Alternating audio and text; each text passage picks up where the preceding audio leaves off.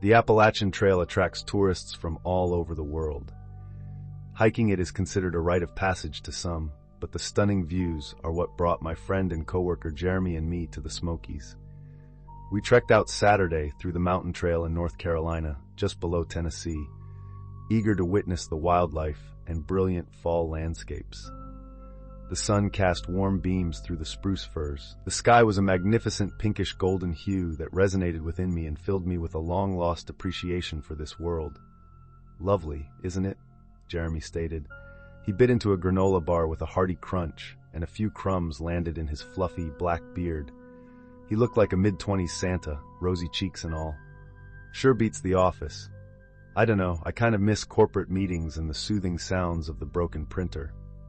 Jeremy's smile widened. "Or Greg's scoffing at every email request he receives. Something very zen about that, too. Very soul-soothing," he joked back. "All right, Office Max, let's hit the trail." The September chill was invigorating, although it was a bit colder than I'd dressed for. I pulled up the hood on my jacket and followed Jeremy's lead, a bit surprised at seeing my stocky friend hiking up the incline so effortlessly. This was the first time we'd done anything together, aside from knocking back beers over pool games or the occasional meal out. He married young and usually reserved day trips like these for his wife. She was out west with her family this time, and I was happy to oblige his offer. Twigs cracked beneath my boots as I followed Jeremy. The trees were brilliant gradients of orange, yellow, and green. Basswoods, dogwoods, and magnolias popped in a vibrant patchwork panorama. It was truly breathtaking, and I appreciated Jeremy inviting me along on the nature walk. But then, an hour in, Jeremy decided to stray from the plotted path. We'd rounded a few narrow dirt paths to reach an overhang where Jeremy wanted to take a photo. It was an exposed face of the mountain, offering a clear view of a valley below. It was obvious why he decided to take a detour for a photo op. It was gorgeous. I wheezed, a bit out of breath, as we finally climbed up the steep ridge. He slapped a gloved hand on my shoulder, and I smiled into the phone's camera lens as well. He'd framed a great pic of us with the enormous valley behind us, but then the device slipped from his hand and onto the steep dirt hill. We watched it tumble down into the dense cluster of trees at the bottom. "Fuck," Jeremy yelled. I really didn't look forward to climbing all the way down then, all the way back up again. "Is it cool if I stay here while you get it?" I asked, eager for a break. My calves were sore and tight, and I was out of breath. "Man, you're such an indoor kid," he smirked. I shrugged. I mean, he wasn't wrong. "Sure, I'll see you in a bit." I watched Jeremy descend the steep incline, winding down off the path and into the stark shadows of the woods. "Just keep calling it so I can follow the ring." "No prob," I called back, and Jeremy, just a small form among the valley of pines, vanished. I only then realized how utterly isolated this area of the forest was. We hadn't come across another hiker in over 45 minutes, and I gathered our little detour from the main trail must have taken longer than I'd thought. Aside from the rustling of leaves and the occasional creaking of swaying branches, it was quiet. A loud snapping sound echoed up from the basin. A tree branch, more than likely. I dialed Jeremy's number, and soon after, I heard a very faint ringtone. The phone must have tumbled farther than I realized. I shook my head, well aware his screen was likely shattered, and he'd be using mine for photos the rest of the hike. I heard the ringing phone continue for a bit, then stop as it went to voicemail. "See it?" I yelled down the side of the steep incline. The cold air was starting to numb my cheeks. Winter was on its way. No response from Jeremy. I redialed, then listened to the faint ringing from the deep woods below. When it finally went to voicemail once again, I felt a bit anxious. "Jeremy?" I yelled down. A woodpecker's rapid knocking carried over the valley from some unseen tree, but no other sound at all. "Jeremy, you okay?" I shouted down. Only the rattling groans of the trees and occasional cracking of branches was heard from below. I decided to go check on him. Hiking down the decline was easy, but I was well aware the climb back up was waiting. I was careful not to slip as I left the trail and edged my way down into the thick wooded valley where Jeremy had vanished. The pines had looked so small from up on the path, but as I descended, I realized they were enormous. It was a dense wilderness in the basin. Light barely penetrated the intertwined pine needles and leaves. "Jeremy," I called out. I should have been within hearing distance, but he still didn't respond. I called his phone once again. It rang, close by. I followed the sound, spotting it a few meters ahead on the forest floor. Sure enough, the screen was cracked, but it had miraculously survived. Then I noticed something white and pearl-like on the forest floor. I walked closer and squatted down to analyze it. My guts shifted and my throat closed a bit as I realized what I was looking at. A human tooth. "Hey, Jeremy, are you okay?" I called out. I'd seen him reach the bottom, so I knew he hadn't fallen. Might not be his, I thought, and I peered into the endless pillars of tree trunks that sprawled out into the valley. Though hesitant, I decided to walk a bit in. "Jeremy?" I yelled into the woods. I could hear my own voice faintly echo off the surrounding mountains.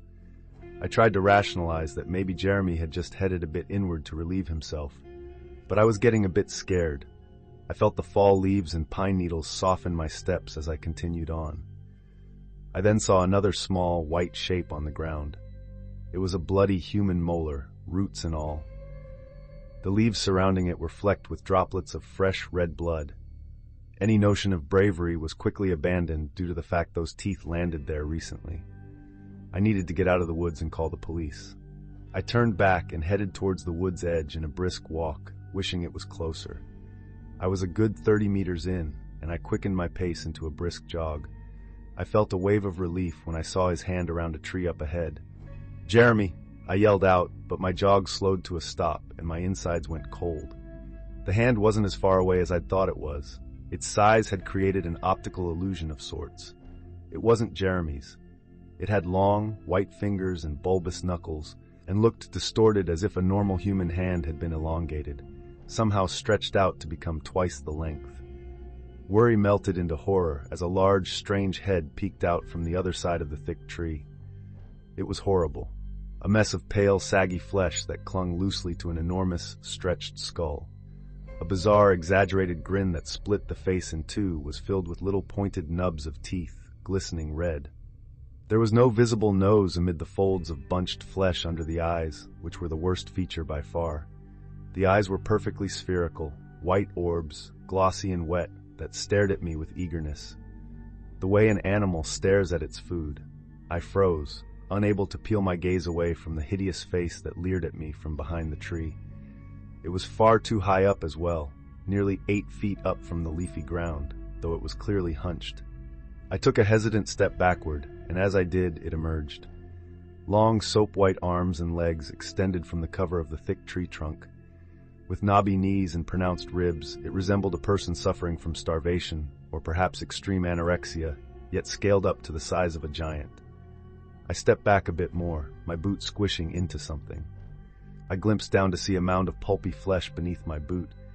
It was half of a human hand, a wedding band on the base of a finger missing the tip. It was Jeremy's hand. I then heard what might have been misconstrued as the wind bending those tall trees. That thing was making the sound. It took a long stride in my direction, the horrible gash of a grin dripping strings of saliva in anticipation. I ran. My heartbeat pounded in my ears as I fled. Adrenaline pumped through me as I ran deeper into the dense woods, away from that horrific giant. Wisps of ragged branches scratched my face and snagged my jeans. I soon passed shreds of clothing, chips of bone, and clumps of hair. I ran past stripped finger bones and even a meatless femur. All that remained of Jeremy were the inedible parts. I was going to die in those woods. I slowed my pace when I saw movement up ahead in the distance. 2 naked figures, slender, absurdly tall and terribly deformed, stalked the woods with the same wide, bulging white eyes and hideous grins. They hadn't spotted me yet. My heart was pounding so hard I feared they'd hear it. I looked back.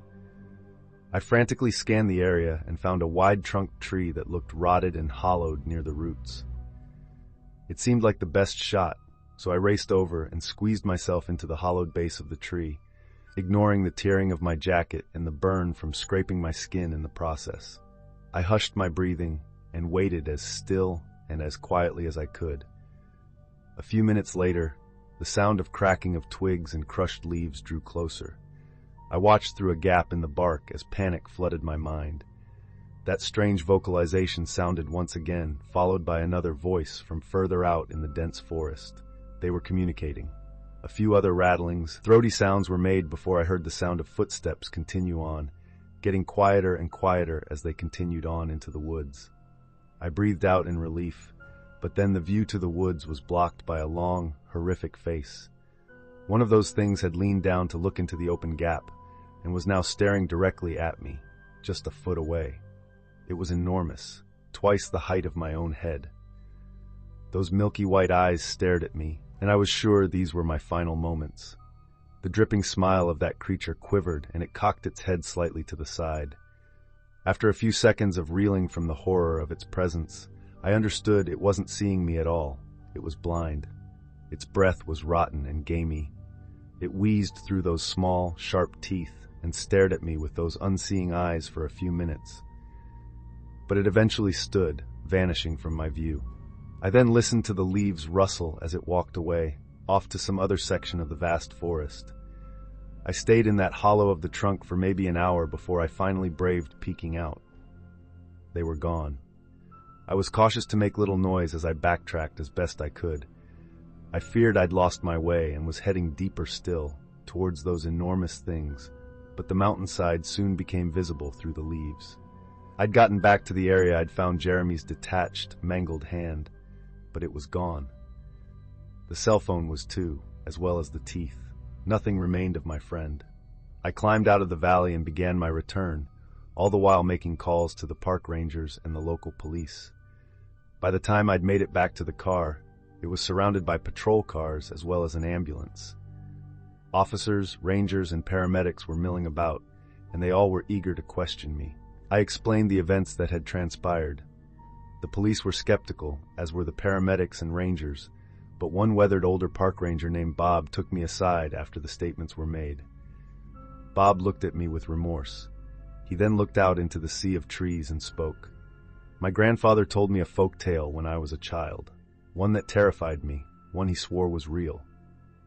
The story of the stretched people of Appalachia. It was an old tale of a family that fell into a cave and were trapped ages ago.